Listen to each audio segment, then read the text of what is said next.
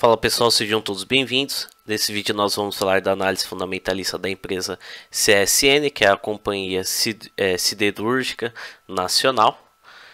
Nós vamos fazer a análise de 2020, lembrando que o quarto trimestre ainda não foi apurado, então fiz uma projeção tirando uma base média dos 3 primeiros trimestres e fiz uma apuração, uma projeção de como seria, entre aspas, esse quarto trimestre de 2020. E como análise histórica, eu vou utilizar o ano, uma base histórica, eu vou utilizar o ano de 2011 a 2020 para a gente verificar a evolução dos demonstrativos financeiros da empresa. Bom, antes de mais nada, aqui tá minhas redes sociais, né, o meu Instagram e o Facebook. Quem puder lá estar seguindo e estar curtindo a página, eu agradeço demais, já ajuda demais na continuidade do projeto. E tem um canal aqui, a Gauss Consultoria, quem puder também estar se inscrevendo, já vai ajudar demais também, incentiva muito a questão da continuidade do nosso projeto. Bom, vamos começar aqui com a análise do ativo, começando com o ativo realizável. O ativo realizável é o ativo total, se eu deduzo o ativo intangível e o imobilizado. O ativo imobilizado e o intangível tem como finalidade gerar riqueza, ou seja, ele tem a questão operacional, ou seja, através dele a empresa conseguir gerar riquezas. E os demais contas do ativo têm como finalidade a questão comercial, ou seja, ser transformado em dinheiro. Então aqui a gente só utiliza o ativo realizável, ou seja, que tem como finalidade realização de dinheiro, ou seja, ser transformado em dinheiro, e não os ativos que têm como finalidade geração de riqueza. Bom, a gente consegue avaliar que de 2011 a 2013 vinha numa tendência de alta, começava a esboçar uma alta, né? Que o ideal quanto maior melhor, mas a partir de 2014 a 2016 teve uma queda muito forte do total do ativo da empresa, e apresentando uma recuperação de 2017 a 2020 aqui está esboçando uma tendência de alta já nos últimos 3 anos aqui. 2017, os últimos 4 anos, perdão, 2017, 2018, 2019, 2020. Bom, aqui tem uns caixas equivalentes, tá feio, não tá muito interessante não.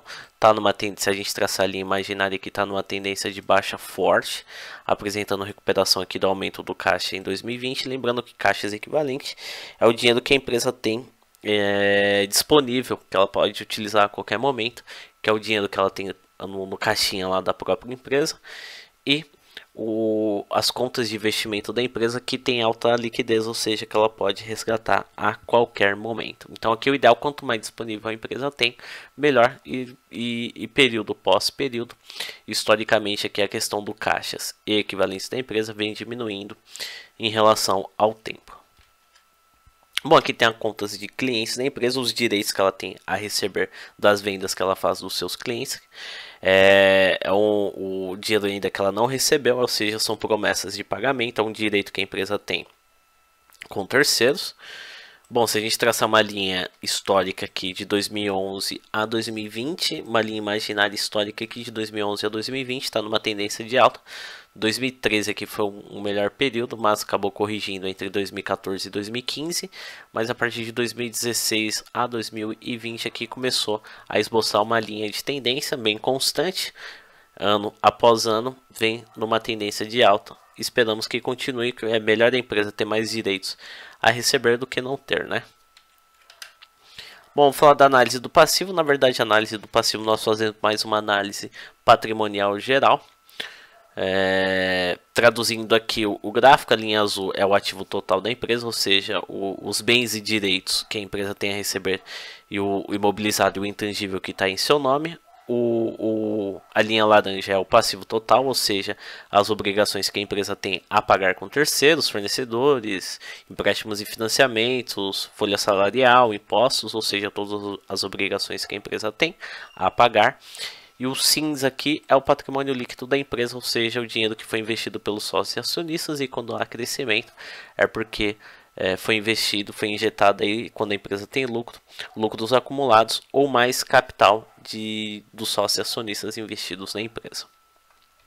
Bom, aqui olhando pelo lado positivo, o ativo está superior ao passivo total, mas a distância não está tão grande assim. E pelo contrário, aqui de 2020, a distância entre o passivo total e o ativo total diminuiu consideravelmente. E o patrimônio líquido está bem distante em relação ao passivo, que não é muito bom. O ideal é que pelo menos o patrimônio líquido, o dinheiro que foi investido pelos sócios e acionistas, fique próximo do passivo total das suas obrigações que são pagas a terceiros, mas lembrando que a empresa é uma siderurgia, né? Então ela precisa captar bastante recursos, empréstimos e financiamentos. Mas em 2020 aqui a empresa teve prejuízos acumulados, então reduziu bastante a questão do seu patrimônio líquido, ou seja, o dinheiro que foi investido pelos sócios e acionistas caiu bastante de 2019 a 2020. Esperar aí que no próximo exercício aí não reduza mais o patrimônio líquido, porque está bem próximo do patamar negativo, e patrimônio líquido negativo é muito ruim para a empresa, quer dizer que a empresa está muito alavancada, ela tem mais capital, ela está devendo mais dinheiro para terceiros, ou seja, para bancos e financeiras, a sua operação, as suas operações aí produtivas teve tantos prejuízos que acabou desvalorizou todo o capital que foi investido pelos sócios e acionistas, e os sócios e acionistas já estão devendo para os bancos e financeiros, e todo o recurso que foi aplicado lá, as operações negativas da empresa consumiu tudo o dinheiro que foi aplicado pelos sócios e acionistas. Estão entrando no patamar estando próximo do patamar negativo do patrimônio líquido, ou já estando no patamar negativo, aí já liga o sinal de alerta, porque a empresa está numa situação preocupante. Bom, vamos falar um pouquinho da análise do endividamento, que é um assunto muito importante. A questão do estudo do total do capital que foi investido pelos bancos e financeiras, começando pela dívida bruta. Isso aqui é a dívida tanto a curto prazo quanto a longo prazo. De 2011 a 2019 vem até mantendo uma certa constância, teve um crescimento considerável em 2015, e de 2019 a 2020 aqui a questão do endividamento da empresa cresceu consideravelmente. Bom, aqui a gente tem a dívida líquida, quando está acima desse patamar daqui, que é o patamar positivo, quer dizer que a dívida bruta da empresa é superior ao caixa, o caixa é equivalente, ou seja, o dinheiro que a empresa tem disponível. E se está abaixo desse patamar, quer dizer que o caixa da empresa,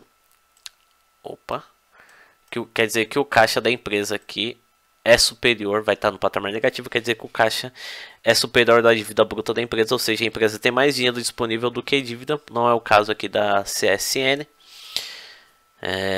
Sempre esteve no patamar positivo e está numa tendência de alta, ou seja, quando está em tendência de alta no patamar positivo, quer dizer que a dívida bruta está crescendo consideravelmente em relação ao caixa da empresa. Bom, aqui a gente tem um perfil da dívida, como que está dividido o endividamento da empresa. O endividamento da empresa a gente já verificou está bem alto em relação até o próprio patrimônio líquido da empresa. Agora a gente vai verificar como que está gerido, como que está organizado, como está desmembrado o total dessa dívida em relação ao período a curto prazo em relação ao período a longo prazo. De antemão eu já falo que o ideal é que a maior parte da dívida esteja alocada para longo prazo e a menor parte esteja alocado a curto prazo, porque quanto menor for o capital, o endividamento da empresa a curto prazo, a empresa tem tempo de fazer seu estoque gerar caixa para poder pagar essa dívida com tranquilidade. E quitando essa dívida a curto prazo, pagando em dia, ela não tem necessidade de pegar mais empréstimos e financiamentos para poder honrar esses compromissos com bancos e financeiros. Se ela captar mais empréstimos, vai ser destinado à questão da evolução operacional da empresa, investimento para a empresa crescer mais. Agora, quando a empresa pega empréstimos e financiamentos para quitar e honrar os seus empréstimos que estão em atraso, aí vai virar aquela bola de neve, a empresa se complica. O ideal é sempre, quando a empresa captar recursos de bancos e financeiros, com o intuito de crescimento da empresa e não para pagamento de dívidas. Bom, e batendo o olho aqui no perfil da dívida, a menor parte da dívida da empresa está a curto prazo, e a maior parte está a longo prazo, então está bem gerida. A maior parte sim, tá uma diferença muito grande aqui da diferença de volume de dívida da empresa a longo prazo, então a diferença está muito grande, e a menor parte aqui, a parte mínima aqui do endividamento da empresa está a curto prazo, então a empresa consegue pagar com tranquilidade. Não sei qual slide que é, mas dos slides posteriores eu vou fazer um comparativo do empréstimos e financiamento a curto prazo com os disponíveis da empresa, que é o caixas e equivalentes, que é o que tá, que é já o próximo slide, né? Bom, a linha laranja é o caixas equivalentes e a linha azul os empréstimos e financiamentos a curto prazo. Bom, de 2011 a 2016 o caixa da empresa foi superior da dívida a curto prazo, porém em 2017 a 2019 o empréstimos e financiamentos a curto prazo foi superior ao caixa da empresa. Aqui já liga um sinal de alerta, né, nesse período aqui de 2017 a 2019, porque a empresa tem menos dinheiro disponível do que dívidas a pagar a curto prazo. Então aqui a empresa corre um grande risco de pegar mais empréstimos e financiamentos, ou seja, a empresa corre o risco de não gerar o seu estoque tempo suficiente, gerar caixa para poder pagar essa dívida em dia. Então corre um outro risco da empresa pegar mais empréstimos e financiamentos para poder honrar esses compromissos. Então uns empréstimos e financiamentos que a empresa poderia captar para investir no crescimento da empresa, ela vai pegar para poder pagar mais dívida, e vir aquela bola de neve se nos próximos períodos, nos próximos exercícios, a empresa não conseguir gerar mais caixa, e o caixa da empresa que está numa tendência de alta, apesar que em 2020 aqui apresentou uma recuperação, em 2020 aqui com o quarto trimestre projetado, o caixa da empresa superou os empréstimos e financiamentos a curto prazo, mas a diferença aqui está bem pouca, está numa situação um pouco preocupante. Tem que verificar o que vai acontecer agora nos próximos exercícios, mas a questão do caixa da empresa em relação aos empréstimos a curto prazo, principalmente a partir de 2017, está numa situação bem preocupante. Bom, aqui a gente tem um capital investido, verificar qual o volume que foi investido que a gente já verificou um pouquinho no patrimônio líquido, no balanço patrimonial, perdão. A relação como que está dividido lá o ativo, o passivo total e o patrimônio líquido, né? A gente já conseguiu ter uma base da diferença do volume de passivo em relação ao patrimônio líquido. E só que no passivo total a gente coloca lá o que a empresa tem a pagar, mas não só empréstimos e financiamentos, tem fornecedores, os impostos, folha salarial. Aqui a gente faz um comparativo do dinheiro que foi investido direcionado diretamente para a questão operacional da empresa, ou seja, para a empresa poder andar. Então aqui a gente utiliza, a linha azul é a dívida bruta, ou seja, os empréstimos e financiamentos a curto prazo, que foi um dinheiro que foi aplicado com finalidade operacional, e o patrimônio líquido também, que foi investido com base, com objetivo operacional para que a empresa possa continuar as suas operações. Bom, já batendo o olho aqui, a gente consegue analisar que a dívida bruta da empresa está bem grande, o volume da dívida da empresa está bem maior do que o volume do patrimônio líquido, ou seja, a empresa está bem alavancada, ou seja, ela está operando mais com capital de terceiros do que com capital próprio. Ela é uma empresa, uma siderurgia, então ela tem uma alavancagem muito alta, mas o volume assim está um pouquinho, como eu posso dizer, está preocupante, né? Porque ela tem muita dívida em relação ao que foi investido pelo sócio acionista, ou seja, suas operações estão bem mais operadas através de bancos e financeiros, ou seja, suas operações estão dependendo mais do dinheiro, dos recursos de bancos e financeiros do que com o capital próprio. E o patrimônio líquido da empresa aqui reduziu bastante no período de 2020. E tá ensaiando aqui entrar no patamar negativo, e se entrar no patamar negativo, então entra numa situação mais preocupante ainda, quer dizer que as operações da empresa estão tão ruins que corroeu o seu patrimônio líquido. Então, se chegar no patamar negativo, quer dizer que todo o dinheiro que foi investido pelos sócios acionistas foi corroído. Bom, aqui a gente tem um retorno da dívida investida. Isso daqui a gente verifica qual a participação da dívida bruta em relação ao lucro líquido da empresa. Ou seja, qual foi com o dinheiro aplicado lá dos empréstimos e financiamentos, qual foi o retorno desse investimento. A gente traduz aqui no gráfico pela linha laranja. A linha azul é os juros que é pago por esse capital, os juros que tem que ser pago aos bancos e financeiros. O ideal é que a linha azul esteja abaixo da linha laranja, e pela sua maior parte aqui do período estudado, a empresa pagou mais juros do que teve retorno do capital que foi investido pelos bancos e financeiras.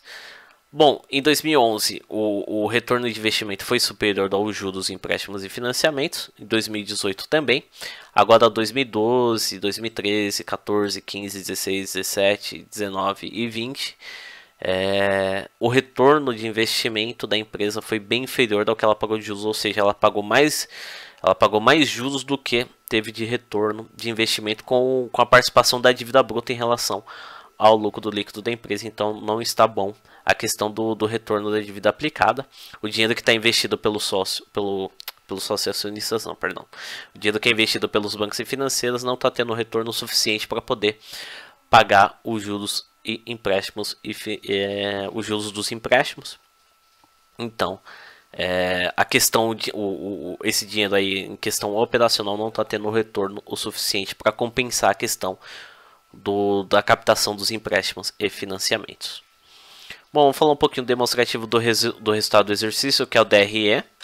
Começando aqui pela receita líquida da empresa, que é o total de vendas. Pelo menos a questão de vendas da empresa, período pós período, está em crescimento.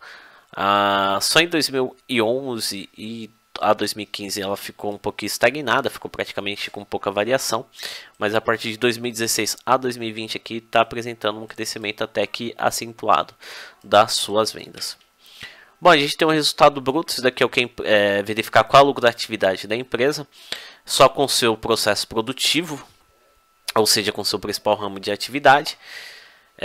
A lucratividade do seu ramo de atividade a partir de 2011 a 2015 estava numa tendência de alta, mas a partir de 2016 a 2020 a questão do retorno lucrativo do seu processo operacional, do seu principal ramo de atividade, está numa tendência de alta até que acentuada positiva. Bom, aqui a gente tem o EBITDA. O EBITDA, para a questão de avaliação da empresa no geral, ele é considerado um dos mais importantes no DRE.